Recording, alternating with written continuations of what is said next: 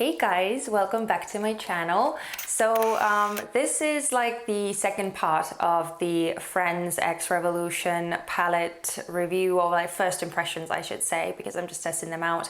So the first one was with the Monica palette. That one is up already. If you want to see it, I will link it on the screen, and you will also find the link in the description box.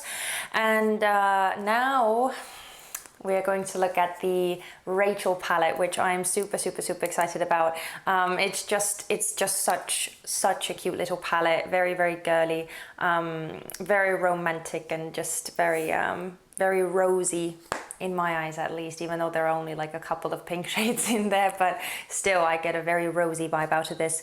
So today we're going to look at this palette more closely. I'm going to be doing a tutorial, clearly, as you can see, but I'm also going to do swatches and just show you the palette more close up. So all of that good stuff is coming. And at the end of the video, I will give you my overall thoughts of the palette, and I will also do a little comparison with the Monica palette that I tried out yesterday. So stay tuned for that, definitely. But before we get into all the swatches and the tutorial part and all that, I want to give you some information about this palette as well, so that you would know what we're dealing with here. So the Rachel palette is one of 3 9-pan mini palettes that Makeup Revolution came out with in this Friends collection. So the 3 mini palettes are called Phoebe, Monica, and Rachel, and there's also one like bigger palette that they came out with as well. I personally decided to skip on the Phoebe palette and also the bigger palette that they came out with. If you want to know why, then I suggest that you go and watch the video that I filmed about the Monica palette. I talked about that in there. But yeah, so there are 3 of these 9-pan mini ones. They retail for £8 a piece if you are in the UK, or they are $10.50 if you are in the US, and they are €10 if you are in Europe. So there is 1 gram or 0.035 ounces in each pan of eyeshadow. That's the net weight. So yeah, altogether you get 9 grams or 9 times 0.035 ounces. Sorry, my math is not that great, so I can't do that math. I'm not sure about the Phoebe palette because I don't have it, but I'm guessing that they're all the same. So these 9-pan mini palettes are both vegan and cruelty-free. And also, because it's pointed out on the packaging, there are a couple of pressed pigments in this palette as well. There are only 2 in this one. In Monica's palette there were 3, but in this one they are the shades number 5 and 8. So Barney's and Pushover, those 2 are pressed pigments, and it is said on the packaging of the eyeshadow palette that they are not recommended to be used around the eye area. They are suggesting that you use it on the face, but I think they're just required by law to say that, because I mean, it's an eyeshadow palette, and clearly you want to use those shades on the eyes, or at least I do. So yeah, but I just wanted to put it out there. And finally, I just wanted to give a huge kudos to Makeup Revolution for the packaging and the design, because they are super cute. The packaging is actually really high quality, I feel like, which is surprising because palettes themselves are really affordable. It has a magnetic close. There's a little mirror in here as well, which I mean I can appreciate, but I'm not personally like the biggest fan of, because to me it's just a bit too small. But if you are on the go, if you have nothing else available to you, then it can definitely be a it's clearly a very huge help. So yeah, I think they've done an amazing job when it comes to the packaging and the overall design of the palettes and the layout of the shadows and everything. So that is the information that I have for you when it comes to these palettes. And now I think we should just jump straight to the swatching part and get on with the tutorial.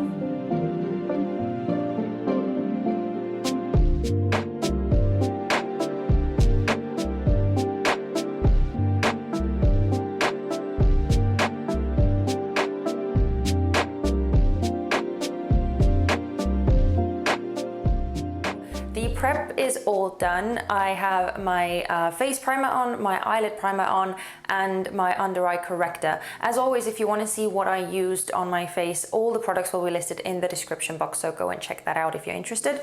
But now we're going to dig into this thing, and I'm so incredibly excited because I was really positively surprised by the Monica palette. And as you can see, this one is clearly more on the pink toned side. So I'm going to create a very pink toned look today, and because I want to test out as many of the eyeshadows in this palette as I possibly can, I'm going to do a more of a glam look yet again, not one of those like everyday simple basic looks. I'm first going to start off with the shade Dinosaur. It's a very nice cream toned, just a very light kind of crease shade, something to just lay down first and warm up the crease a bit. I'm actually going to test doing my makeup with this mirror today. So now what I learned from Monica's palette is that the colors in the pans don't actually translate to the eyes the same way. They are not exactly the same tones. So I am curious to see whether that's the same with this one. This one, the Dinosaur shade, actually seems to be quite true to color. I think it's a really good shade to use to kind of lighten up some other tones or to help blend them out, which is I really like this Dinosaur shade. But next, I am very curious about this 90 shade. It's this pinky, almost a bit mauve. Ugh, crap. It's shimmery. Well, I'm gonna try it anyway because I kind of have to. Okay, I'm gonna take a bit of the shade 90s and I'm going to start putting that in my upper crease as well. Hopefully it doesn't translate very shimmery on the eye. But I guess it kind of does. It would have been such a beautiful color if they had kept it matte. I do not understand why do they have to make it a shimmery one? Well, it might be a good tone to use if you just like want a very sheer wash of color all over the eyelid for like a very quick look. It might be good for that, but I don't know, I'm just not a fan of shimmery, like baby pink tones. I don't like them.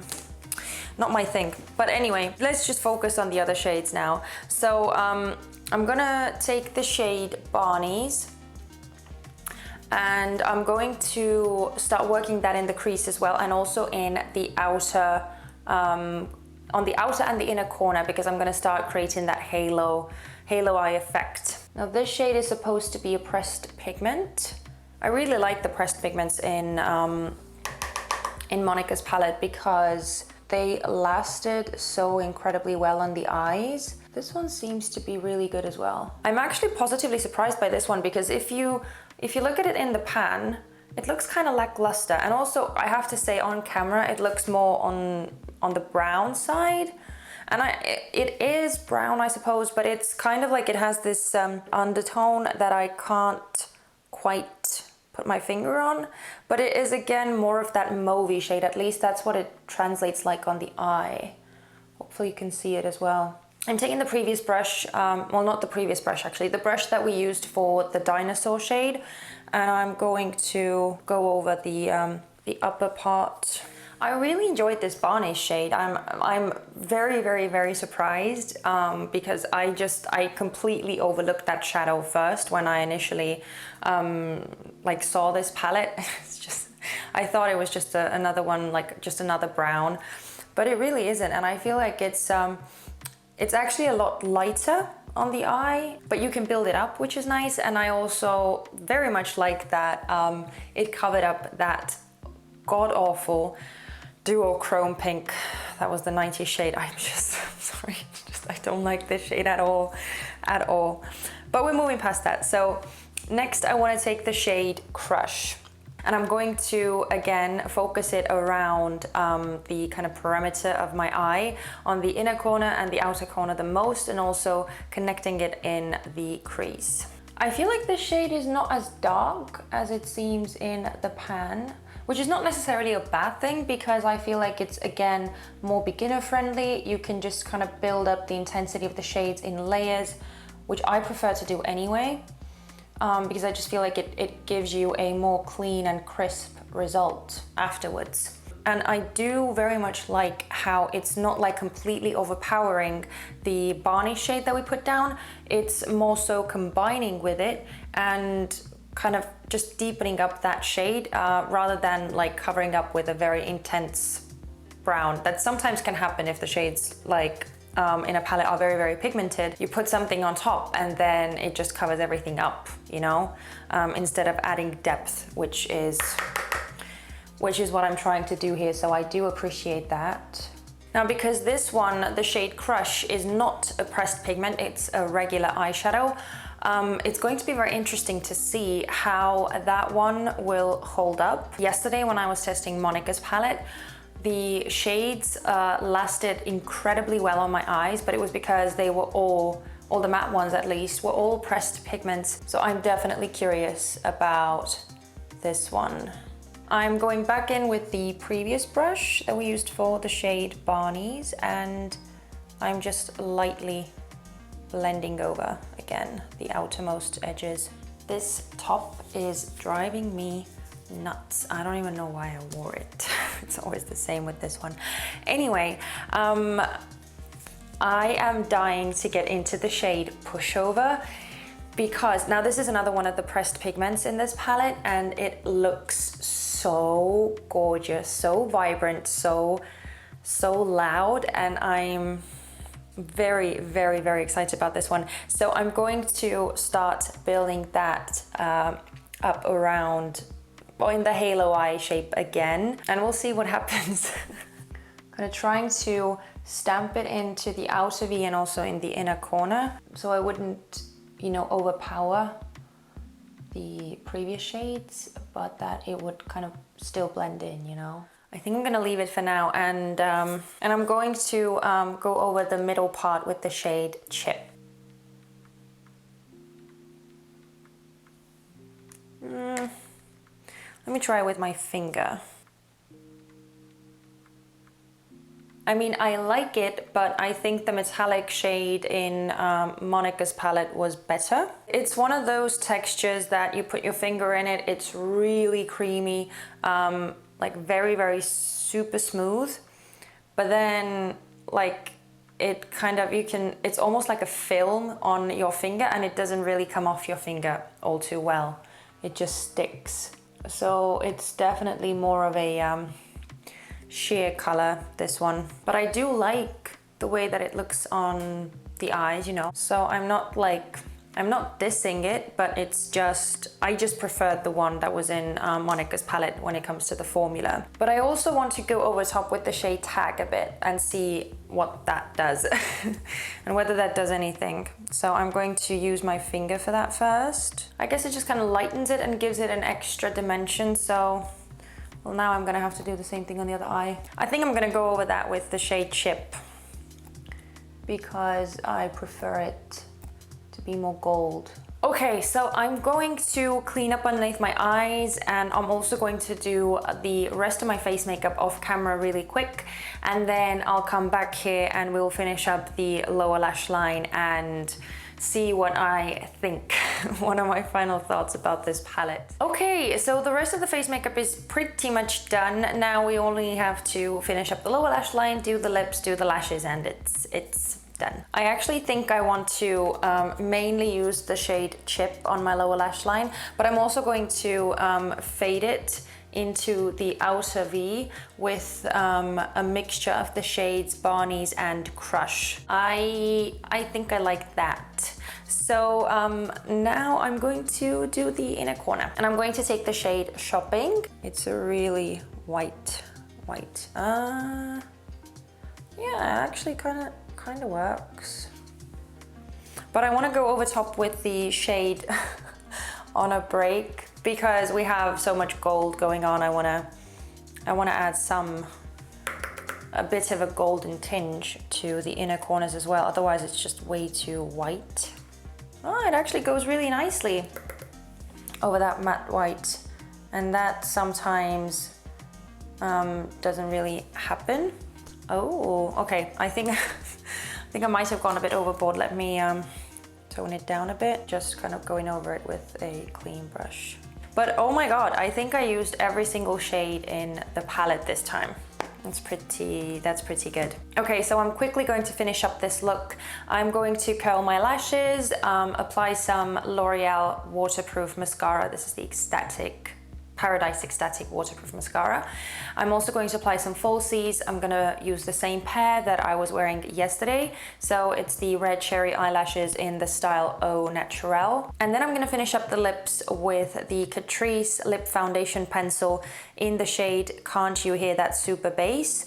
And I'm gonna go over top of that with the Essence Shine Shine Shine Wet Look Lip Gloss in the shade Plump Me Up. And then I'm going to set everything in place with the NYX Dewy Finish Setting Spray. So that was how the look turned out. I actually like the eye makeup itself. It reminds me of a look that I did, it was quite a while back, but it was similar, like these purple tones with some gold in the middle.